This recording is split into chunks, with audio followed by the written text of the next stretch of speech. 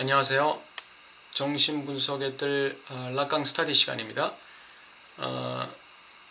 정신분석 용어 해설, 오늘은 자아부터 시작합니다. 자아는 락강에게 있어서 제2의 주체라고 할 수 있습니다. 자아와 주체의 관계를 우리가 잘 알아야 되는데, 락강에게 있어서 자아는 상상계적 주체를 말합니다. 일반적으로 주체다 그러면 상징계적 주체를 말하고 있는 것이죠. 그것은 무의식적 주체를 이야기하고 있는 것입니다. 그래서 우리가 자아다 그러면 그는 그 거울상을 통해서 최초로 형성되는 상상적 주체를 말합니다. 그래서 이것을 상상적 자아라고 말하는 것이죠. 거울상, 거울에 비친 자신의 게슈탈트, 이것이 아이가 만드는 최초의 상상적 자아가 되겠습니다.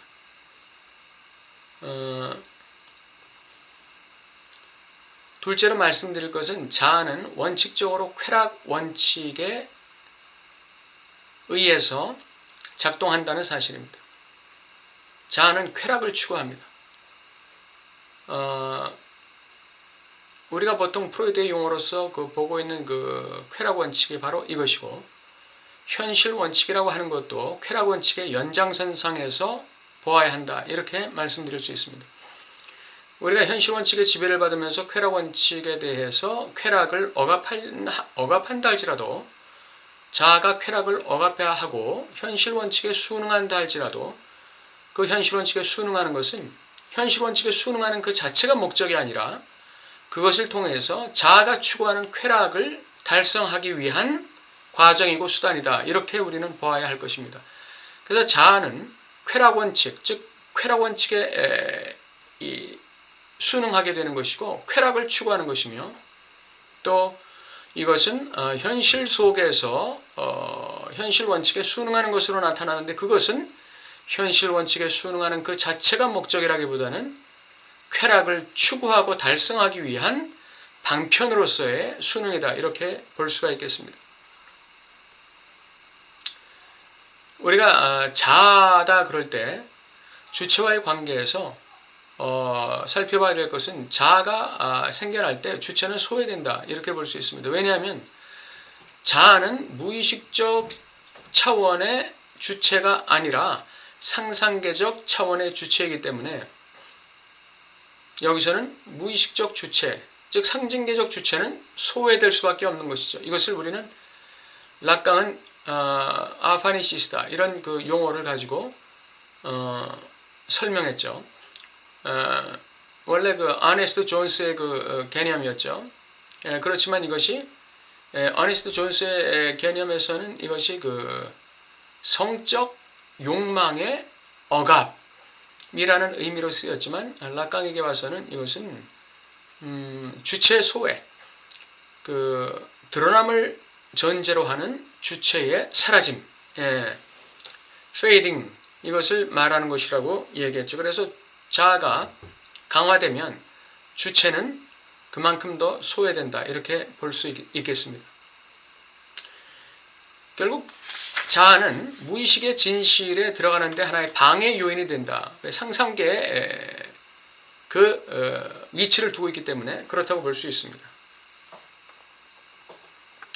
이와 같은 그 자아의 상상계적 그 위치 때문에 자아는 상징적 질서의 오인이고 저항의 자리다, 이렇게 락강은 표현했습니다. 저항의 자리다. 무의식의 주체의 진실을 찾는 데 있어서 저항하는 그런 위치다, 이렇게 보았습니다. 우리가 또 하나 봐야 할 것은, 자아라는 것은 하나의 기능으로서도 작동하지만 하나의 용기로서 작동한다는 사실입니다. 하나의 용기로 작동한다는 건 뭘 의미할까요?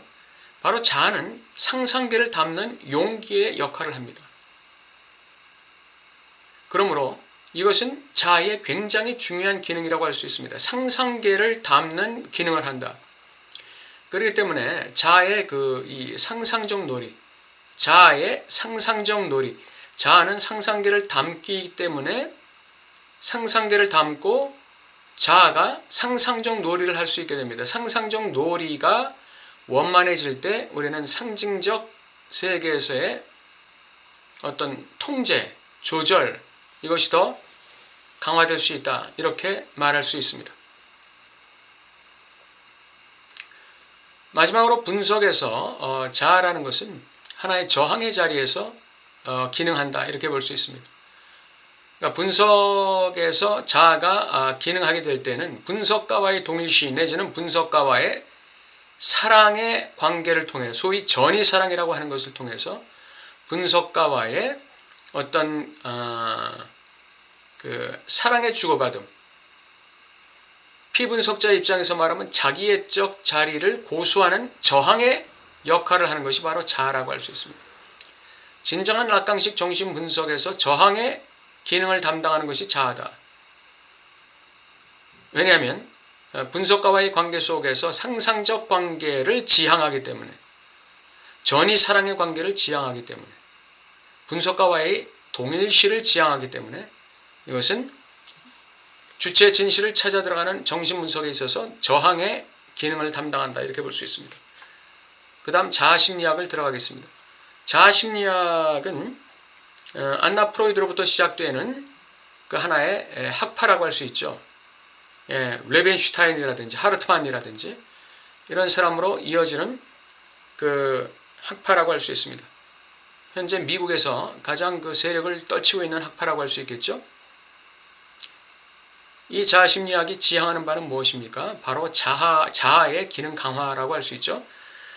자아의 기능이라는 건 뭐일까요? 이것은 바로 현실 원칙에 적응하는 자아를 얘기하는 것이죠. 적응, 그 다음 자율성, 이것을 최대한도로 확보하려는 그런 그 자아의 능력, 기능의 확보, 강화, 이것을 목적으로 하는 것이 자아심리학이다. 이렇게 말할 수 있습니다. 락강 정신분석은 철저하게 무의식의 진실을 찾아가는 것이고, 무의식의 욕망을 찾아가는 것이고, 무의식적인 충동을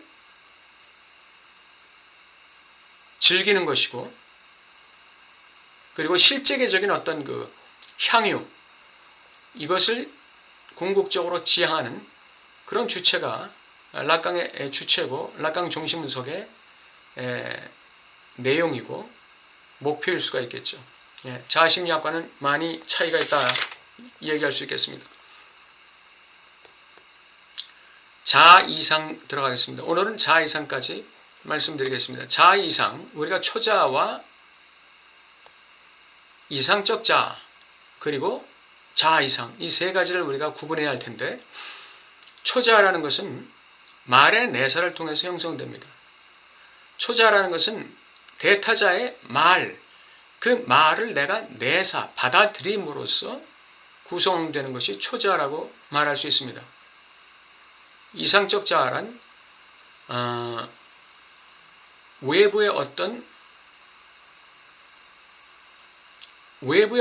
거울의 역할을 하는 그 무엇을 통해서 형성되는 이미지를 내가 받아들일 때, 이것이 이상적 자아를 형성하게 되는 것이죠. 내가 지금 말하고 있는 어떤 대상이 나에게 어떤 이미지를 비춰줄 때, 그것이 나에게 이상적 자아가 될 수 있습니다. 표정을 통해서, 또는 그 눈빛을 통해서, 그 목소리를 통해서 나에게 비춰주는 어떤 상, 이미지, 이것이 이상적 자아를 할 수 있고, 자아이상이라는 것은 그 이상적 자아가 어떤 근거를 가질 때, 이상적 자아가 상상적 자아, 이상적 자아가 어떤 근거를 가질 때 이것이 자아이상이다. 이렇게 얘기할 수 있습니다. 초자아는 양면성이 있죠. 우리에게 하나의 법으로서 작동합니다. 그러므로 우리에게 강박적 의무를 요구하는 것이 초자아입니다. 그러면서 동시에 초자아에는 파괴적인 요인이 있습니다.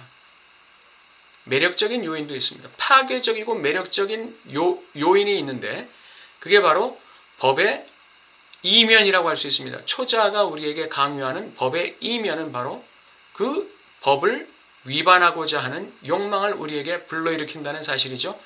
그것이 바로 죽음 충동이다. 이렇게 락강은 얘기하고 있습니다. 죽음 충동. 그것이 그 죽음 충동, 법을 위반하고자 하는 죽음 충동이 우리를 주체를 파괴하면서 동시에 주체에게 굉장히 매력이 있다는 것이죠. 이 초자의 양면성입니다. 이상적 자아는 아까 말씀드린 바와 같이 거울상을 통해서 확보되는 하나의 자아입니다. 그것은 상상계에 속하는 것이죠. 상상적 자아에 속하는 것입니다. 그것은 완벽하게 자기 자신에 대한 착각과 오인에 의해 형성되는 그 자아가 바로 이상적 자아라고 말할 수 있습니다. 착각과 오인과 오해의 자아. 거기에 비해서 자아 이상이라고 하는 것은 그 이상적 자아에 어떤 근거를 줄 때 우리는 그 이상적 자아가 자아 이상으로 변동되는 것을 경험할 수 있습니다. 다시 말하면 엄마가 아이를 격려할 때 너는 할 수 있어. 너는 할 수 있는 아이야. 너는 얼마든지 할 수 있는 아이야 라고 격려한다면 그것은 아이에게 이상적 자아를 형성해 줄까요? 자아 이상을 형성해 줄까요? 그것은 이상적 자아를 부추기는 것이 되는 것이죠. 그러나 아이가 자전거를 지금 배우고 있는데 너무 어려워서 좌절하고 있어요. 그때 엄마가 너 지난번에 줄넘기 못해서 애쓰다가 결국은 연습해서 줄넘기 했었잖아. 그러니까 자전거도 네가 배우려고 애쓰면 언젠간 배울 수 있어. 한번 해보자. 이렇게 말하면 이것은 자아 이상을 형성해 주는 것이죠.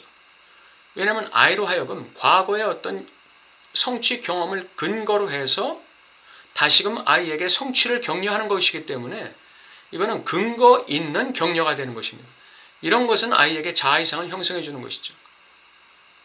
그래서 우리가 아이를 격려하거나 칭찬하거나 용기를 줄 때는 반드시 어떤 작은 근거라도 근거를 대면서 아이를 격려하고 부추기는 것이, 용기를 주는 것이 굉장히 효율적이고 중요하다는 것을 말씀드립니다.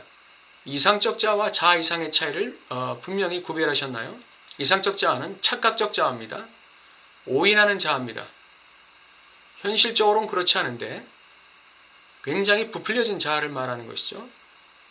그러나 자아 이상은 현실에 근거해서 나의 어떤 근거를 바탕으로 해서 나의 꿈을, 나의 이상을 지향하는 그러한 자아이기 때문에 이것은 굉장히 현실적이다. 이렇게 볼 수 있습니다. 물론 자아 이상도 상상계에 속합니다. 그러나 상징계에 가까운 상상계다. 이렇게 볼 수 있습니다. 또는 상징계의 받침을, 상징계의 근거를 가지고 있는 상상계다. 이렇게 볼 수 있습니다.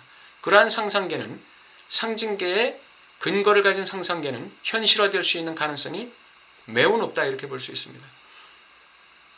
다음 시간에는